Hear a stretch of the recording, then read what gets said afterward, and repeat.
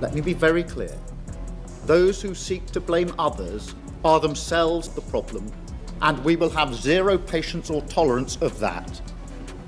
This is also a moment to apologise once again to all those who were hurt, to all those who were let down, who no longer felt it was their home, who suffered the most appalling abuse.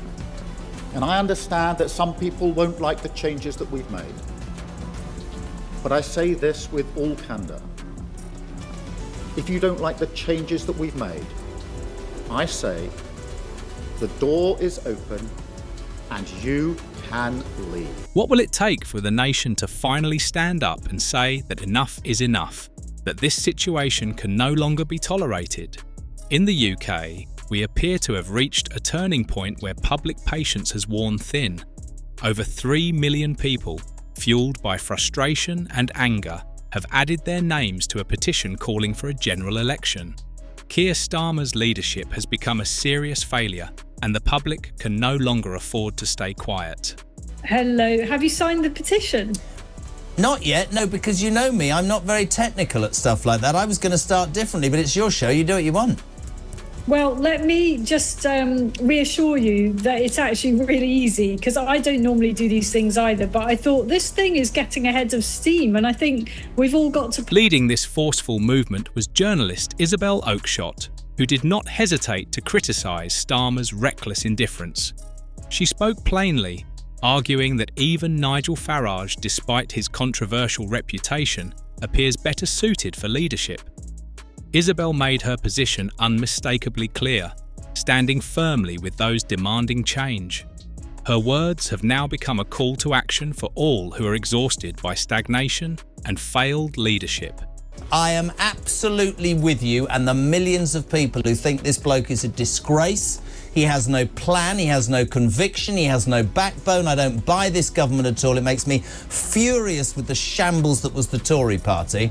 But we cannot fall for the BS that the King is going to get involved. This is not going to change the government. Yes, it will absolutely, Isabel, say to this government, globally and at home, not very popular. It's not going to make any difference though, is it? Come on. She stands alongside disheartened citizens across Britain, backing their urgent call for a leader who will not just promise change, but actively deliver it and rebuild lost trust. In her assessment, Starmer is shirking accountability, allowing the country to sink deeper into disorder and uncertainty. Her statements resonate with millions, capturing the rising anger of people fed up with leadership that feels distant from their everyday realities. Isabel has stepped forward as their representative, boldly voicing uncomfortable truths, even when they unsettle Westminster. The petition demanding a general election has grown into a powerful emblem of public outrage for those unwilling to accept the current state of affairs. It is uncommon to witness millions rallying around a single cause, particularly in a nation as politically fragmented as the United Kingdom. I mean, just ridiculous. I mean, Nigel Farage is one of the most popular politicians in the country. That's why millions of people voted for him and his party at the last election. It's not their fault that the voting system doesn't reflect that in terms of the number of MPs. Nigel Farage is always going to be a much more exciting, interesting, dynamic, charismatic, bright, engaging and yes, divisive figure than Keir Starmer. I mean, I know who I'd choose to have dinner with. Let us examine more closely what is happening in the UK and expose the true disorder taking shape. Isabelle Oakeshott does not merely question Starmer's leadership. She systematically tears it apart with sharp and unyielding criticism. She spares no words, branding him ineffective and accusing him of steering the nation towards serious collapse. According to her, the Starmer government is founded on hollow rhetoric rather than meaningful action, proving incapable of addressing the country's most pressing challenges. Isabel repeatedly emphasises that Britain requires genuine leadership, not empty assurances, and her anger mirrors the emotions of millions who are desperately longing for real change. I'm not, Trump, there are many things about Trump I don't like, but he managed to grab that feeling, and that's what a lot of people are crying out for in this country, aren't they? And it's absolutely there for the taking for a dynamic politician that is not really dislikable, and that's quite difficult, actually. I mean, almost any dynamic politician, any strident politician, any bold leader is actually also dislikable. Of course, because they spend all the time trying to be all things to all people. The people like Thatcher and Blair didn't care. They had a plan, they had something set out, and they were going for it, whatever the response. Isn't that true leadership? Many people believe their voices have been overlooked for far too long, and they are now determined to reclaim control over their own future. This petition is not merely a protest against Starmer, it represents a strong demand to take back authority over their lives. It highlights the true power of unity, demonstrating that when enough individuals stand up for their rights, they cannot be easily ignored. The pressing question now is how the leader will respond to 3 million citizens calling for his resignation. So far, his response has been widely viewed as arrogant and dismissive, only intensifying public anger across Britain. Rather than addressing the matter with urgency, Starmer has brushed it aside as trivial and insignificant. This dismissive behaviour has not only strengthened opposition against him, but has also deeply disappointed many who once supported him. It is, and I think people are just desperate for it in our country. We haven't had those options on the table, have we, in recent elections? Of course, we don't have a presidential system, so people are not voting for a prime minister when they go into the polling booth. They're voting for their local MP. But it just doesn't feel like... I suppose with Boris there was some excitement around him, if we're casting back a few years now.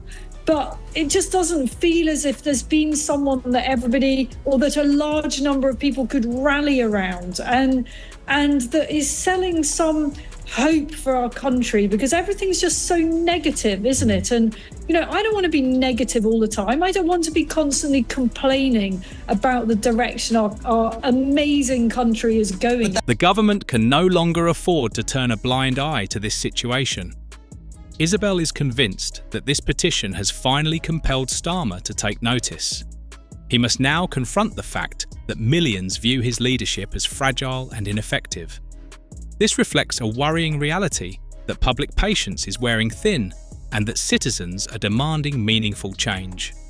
Although the petition itself may not immediately force an election, it has undeniably sparked serious debate and conversation at this crucial time. Across the nation, people are openly challenging the government's legitimacy, transforming this moment into a powerful call for action. Isabel maintains that this marks a turning point, clear evidence that the UK has loudly expressed its dissatisfaction with Starmer's shortcomings. His refusal to address the issue head-on only widens the growing divide between the public and those in power, a rift that is becoming increasingly difficult to repair. Regarding his response, Isabel did not conceal her fury. She accused him of arrogance and of showing blatant disregard for those who placed their trust in him at the ballot box.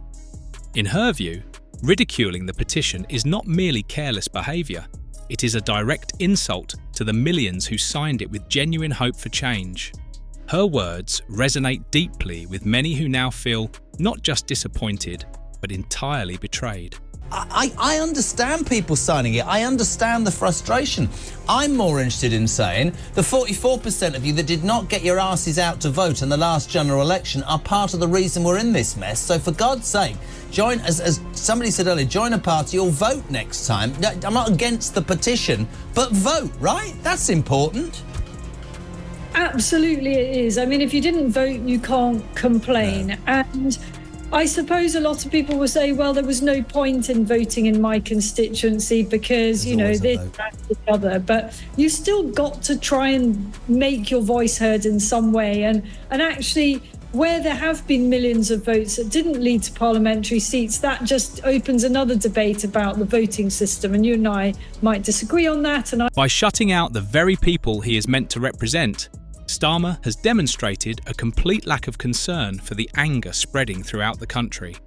His reaction has only deepened the crisis, reinforcing why so many now see him as unfit to lead the nation. With nearly 47 million eligible voters in the UK, over 3 million have already added their names to the petition. This should have been a moment for Starmer to pause and seriously reflect.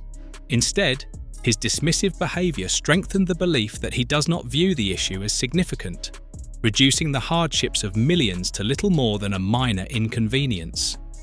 Isabel contends that even if the petition does not directly result in an election, it remains undeniable evidence that meaningful change can no longer be avoided. It's just wrong, and I think if we had a referendum on it again now, I think that there would be a very significant majority for proportional representation, without a doubt. And people will have forgotten there was a referendum on this way back, I think it was 2011, very, very badly run by the proportional representation side of the argument. That would be totally different now. But I had an argument with somebody about this over the weekend, actually, and the problem with that is, and you know me, I'm all for it, and I want reform to be successful. Very difficult for us to kick back the whole time about not wanting another Brexit referendum when we're saying we'd like another one on proportional representation. But the truth of the matter is, however it works, you want the people's voice to be heard. But the truth of the matter is, more than anything, get out and vote. Isabel, my thing about the Labour Party is I think they have no plan. However, today, did you watch Liz Kendall, the Work and Pension Secretary, being interviewed by Trevor Phillips at the weekend on Sky? Isabel's criticism shatters the silence and calls for a level of accountability that has been absent from UK politics for far too long. Her passionate delivery has positioned her as a spokesperson for those who feel overlooked and deserted. She even puts forward Nigel Farage as a stronger option for Prime Minister. Although this suggestion is undoubtedly controversial, she firmly believes Farage possesses the toughness Britain requires during these challenging times. He is resolute, unapologetic, and, most importantly, willing to listen to the public and respond to their concerns. Whether people admire him or oppose him, Isabel insists that he is at least prepared to take decisive action and drive change forward. Britain, she argues, is in desperate need of bold and forward-thinking leadership to lead the nation out of uncertainty. The public needs someone capable of confronting serious challenges, bringing people together, and making difficult choices. By comparison, she portrays Starmer as the embodiment of stagnation and inaction. What do you think about this video? Share your views in the comments, and I'll see you next time.